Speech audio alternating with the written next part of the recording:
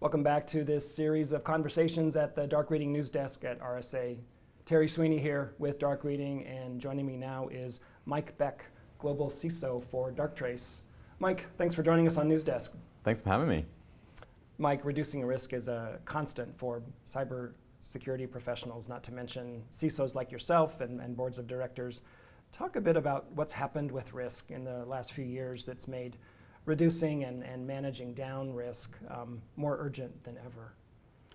Yeah, I think if we're talking about the last few years and looking at our risk profiles, it's I have to say this word, it's COVID, right? I think every CISO across this globe is dealing with a change in location of their workforce, a change in technology usage, inside their companies, and that kind of scenario has changed what we think about crown jewels and how we think about protecting our data and how we think about what a perimeter is today. So that kind of COVID situation, the acceleration of cloud adoption, cloud services. I know that Darktrace doesn't sell a single piece of technology now without the cloud element being a significant portion of what customers are looking for. So I think when you kind of look at it through that lens and where the technology has taken us today because of that event, when you combine that with a threat landscape that is crazy right now, right? The geopolitical landscape that we live in today, the spend on offensive cyber from national governments around the world, the usage of offensive cyber by large portions of criminals who are growing at a daily rate. As CISOs, as everyday CISOs, what are we dealing with in terms of a risk lens? It's that change in technology picture, and it's the threat landscape that's changing all around us. I think this is implicit in your comments about COVID, but security pundits are fond of pointing out how the work from home movement increased the attack surface exponentially. So suddenly the area that you are tasked with protecting has expanded beyond anyone's wildest dreams. This is a huge challenge for our industry, it seems. Yeah, I think I think it is a huge challenge. Definitely not saying it. It's not. I think there's human elements to it as well, right? I think we're all kind of in a way, actually enjoying a bit more kind of balance between where we work, how we work, the services we access. I think if we think about what a network is today, it's the internet, right? We use the internet as our network and applications being served to us directly wherever we are. So I think yes, it's a challenge, but actually this is a good kind of movement in terms of where technology is heading. Agreed. It seems like the nature of defense has also shifted a bit as well. More companies are running penetration tests. Even mature companies are building internal red teams. Talk about some of the additional steps or processes that organizations have perhaps overlooked that might reduce their overall risk exposure.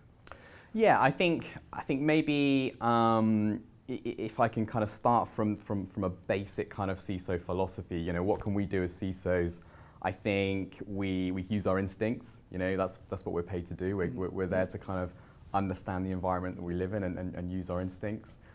We align ourselves to frameworks that help us kind of pin down controls that we need to adopt into our environments and follow kind of good best practice. And that builds out our controls in protecting our data and our staff and our employees and our business. But when you talk about kind of advancing that and getting into kind of, you mentioned red teaming, I think a huge part of where I see the kind of cyber defense industry heading today is how do we start to kind of move to the left of that attack? How do we start to prevent the attack, coming in and making it much harder to execute what they need to do? Because that's really where we need to get to today. Some of these attacks just are so basic, right? They're coming in so quickly, they're coming in rapidly. There's a vulnerability kind of exposure there that is absolutely huge that we're all kind of getting our arms around. So I think something that I see, and I hear it at this conference kind of all around me, I hear it from our customers, I see what, obviously Darktrace has been investing in this in over 2 years now in terms of our research. around how we move to the left of that. It's about preventing the attacker and making it harder for them. So looking at what does the external attack surface look like from a lens of the attacker? How are they looking at your edge compute and seeing how they're going to come in, and looking at it from the inside. So having an understanding of that digital estate. How does an attacker, when they do land, look for ways that they're going to move laterally and get to their objectives? Right. Curious, just from a risk perspective. From your perspective, should security professionals be more concerned with the external attack surface and, say, supply chain risks, or is the bigger risk internal with key executives or specific assets that are targeted by the bad guys? Yeah, I mean, that's a tough question. I'm gonna have to say both, right? It's one of those things that It's not an either both. or for sure. It's not I mean, an either or. obviously it depends, but in the majority of cases, which, if you were to parse this, like, I think the biggest portion that we're all very aware of is that external attack surface, and particularly email. But in the light of Log4j, things like I can totally see our customer base kind of changing their mindsets. When you have your board and CEOs hearing about this thing out there and how it's widespread and how everybody's going to get hacked, there's pressure downwards, comes straight down to the CISO being like, are we vulnerable? And you have this huge attack surface, in everything that you're running and everything that you have available for your customers. So that's a huge portion of where the CISOs are carrying risk currently. Darktrace is introducing its own product family called Prevent here at RSA, or is at least being previewed. Mm-hmm. How does Prevent address the challenges that we've been talking about? Yeah, I think everything that Darktrace has been doing is to build out an understanding of how the attacker is going to look at you. So what are they going to look for when they kind of do their initial recon from the outside? How are they going to plan to come in? What options do they have available to them? So specifically kind of getting into scenarios where we can start to understand, are there vulnerable services running? Are there shadow IT running? Is there services that you didn't know about that have been popped up for temporary reasons? A business morphs in every single direction every day, and for a CISO, understanding that external attack landscape is really, really tough. So doing attack surface management and understanding that is essential, and that's very much part of where Prevent's going. The other side for us is understanding what that digital estate looks like on the inside.